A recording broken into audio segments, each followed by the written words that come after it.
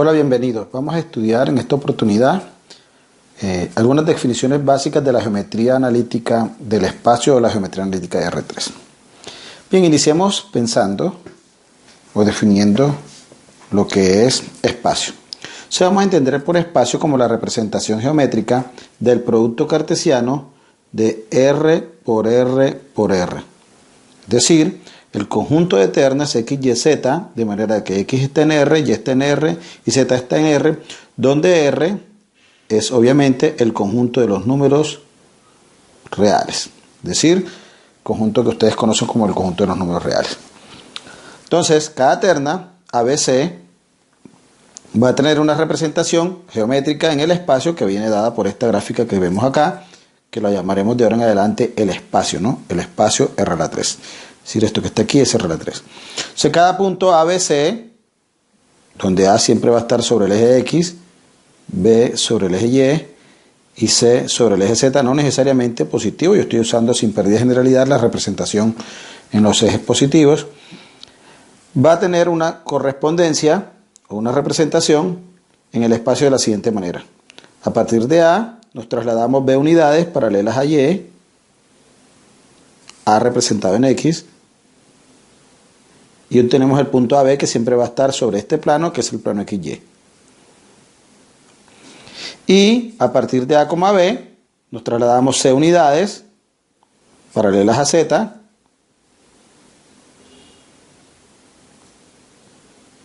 y obtenemos el punto A, B, C. Debemos tener en cuenta que este plano que está de este lado es el plano XZ, este que está aquí al frente es el plano YZ, y este que está sobre el piso lo llamaremos el plano XY. ¿Ok? Cada uno de estos me va a representar un octante, ya que el espacio está dividido en 8 partes, como se pueden mirar aquí, que serían, por ejemplo, X positivo, Y positiva, Z positiva sería 1, X negativo, Y positivo, Z positivo sería otro, y así hasta obtener los 8 octantes que representan el espacio. Entonces, cada uno de estos son ternas de números reales, ¿no? Ternas de números reales. Ternas de números reales. Bien, entonces a cada una de estas la vamos a llamar un punto en el espacio. Entonces noten que si yo hago unas proyecciones aquí, por ejemplo, proyecto una paralela AC que pase por A, una paralela que pase por una paralela a B, pero que pase por aquí, por ABC, y trazo una paralela AC, pero que pase por B, y trazo ahora una paralela a X, es decir, que pase por C, y ahora trazo una paralela a Y, pero que pase por C, y obtenemos esto, ¿no? Entonces, si nos damos cuenta, cada punto en el espacio es como si estuviera sobre una cajita, ¿no? Sobre un paralelepípedo. Un paralelepípedo porque cada uno de los lados pueden tener dimensiones diferentes o medidas diferentes. Entonces, cada uno de estos puntos de este conjunto me representan geométricamente el espacio, y el espacio obviamente me representa a cada uno de los puntos que están en el conjunto. Bien, entonces, ¿qué sería un vector en R3? Entonces vamos a suponer que dado un punto, por ejemplo sea P igual a ABC, un punto en R3, es decir, un punto en el espacio. Entonces, ¿qué es el vector? Entonces llamaremos vector al segmento dirigido. Llamaremos vector al segmento dirigido con punto inicial el origen y punto terminar el punto ABC. Entonces, por ejemplo, en este caso, ¿qué sería vector? En este caso, vector sería el segmento dirigido que va desde el origen hasta el punto ABC. Es decir, esto es el vector B. Entonces, el vector B no es más que el segmento dirigido 0P. ¿Ok?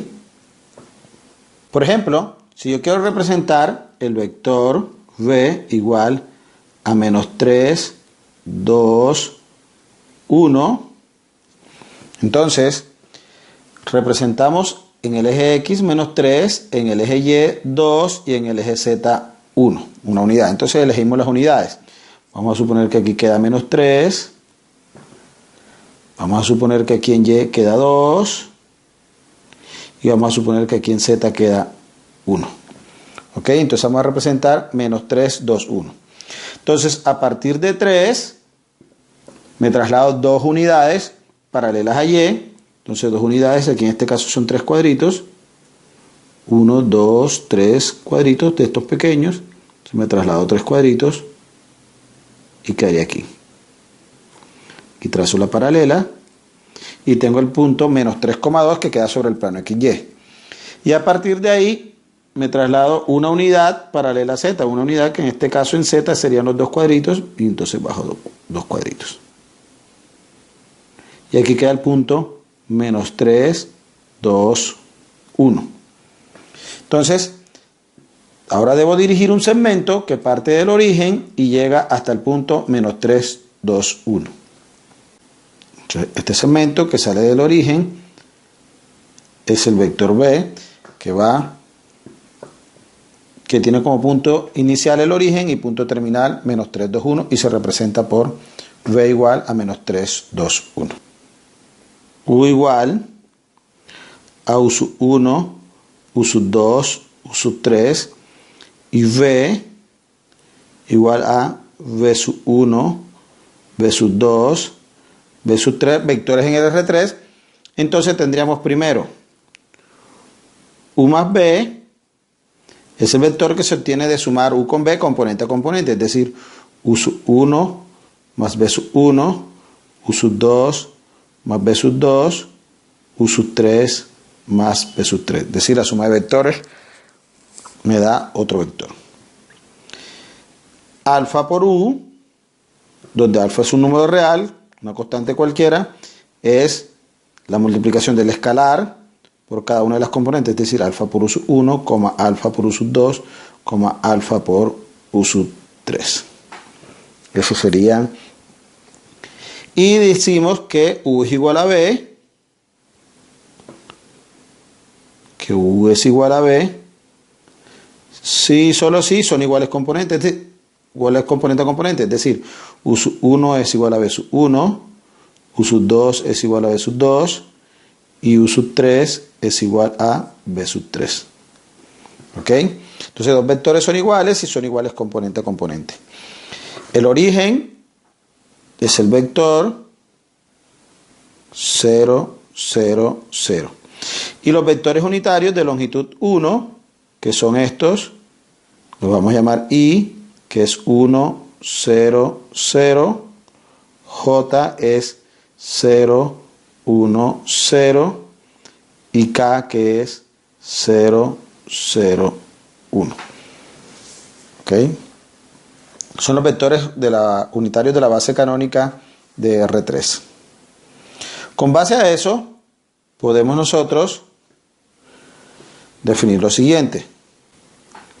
Bien, el vector V igual a ABC, por las propiedades se puede escribir como A por 1, 0, 0 más B por 0, 1, 0 más C por 0, 0, 1. Es decir, eso es A 0, 0 más 0B 0 más 0, 0, C. En pocas palabras, yo puedo entonces, como este vector es I, este es J y este es K, entonces yo puedo escribir cualquier vector ABC como AI más BJ más CK, y esta es la notación algebraica del vector ABC. Entonces yo tengo dos formas de representar un vector. La forma algebraica, que es AI, BJ más CK, es decir, como combinación lineal de los vectores unitarios I, J y K, o como usando el punto terminal que lo representa, ¿no? Unas propiedades, algunas cosas también a tener en cuenta, y es que el producto punto o producto interior U punto B es U sub 1, es decir, es la multiplicación de las componentes U sub 1 por B sub 1 más U sub 2 por B sub 2 más U sub 3 por B sub 3. Entonces miren que el resultado de esto es un número real y por eso se le llama producto escalar. En cambio el producto cruz, U cruz B, es un producto vectorial y es el determinante I, J, K, U sub 1, U sub 2, U sub 3, B sub 1, B sub 2, B sub 3, y no es más que el vector, tapamos aquí, nos quedaría U sub 2, B sub 3, menos U sub 3, B sub 2 en la dirección I.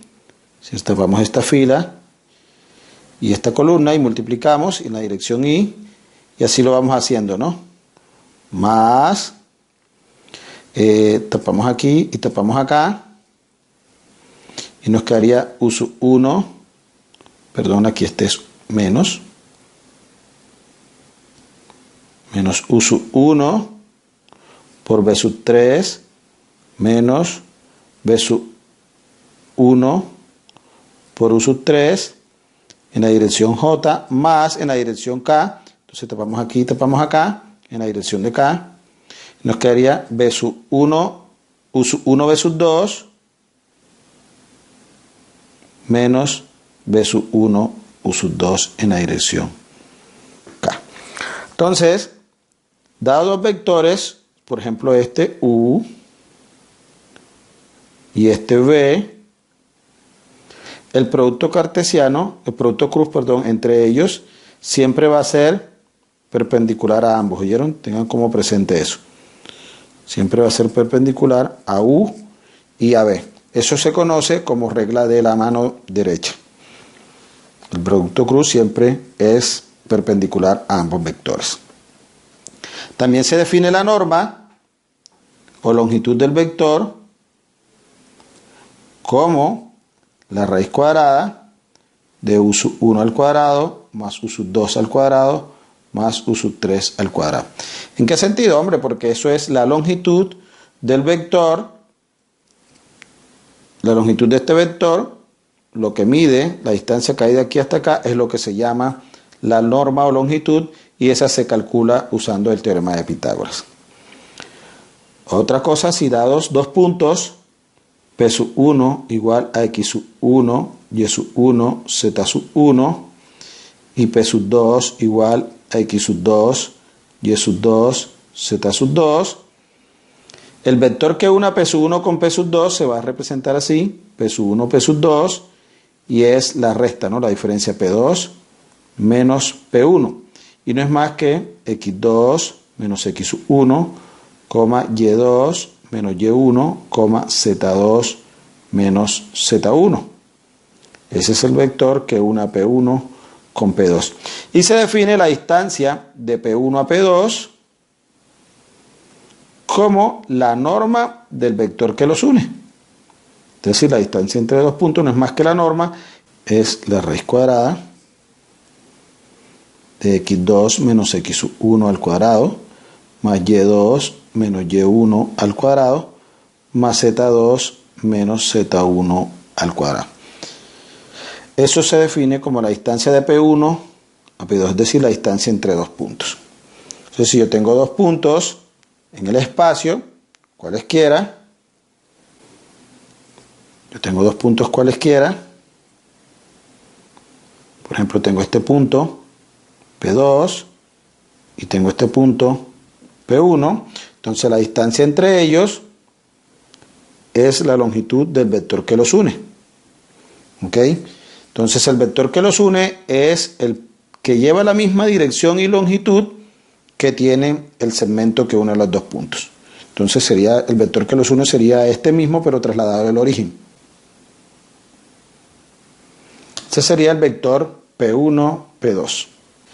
Bien, hasta aquí llegó nuestra primera definición básica de lo que es puntos y vectores en el espacio que vamos a necesitar para poder continuar con el estudio de la geometría de R3 que fundamenta el curso de cálculo vectorial. Eso es todo.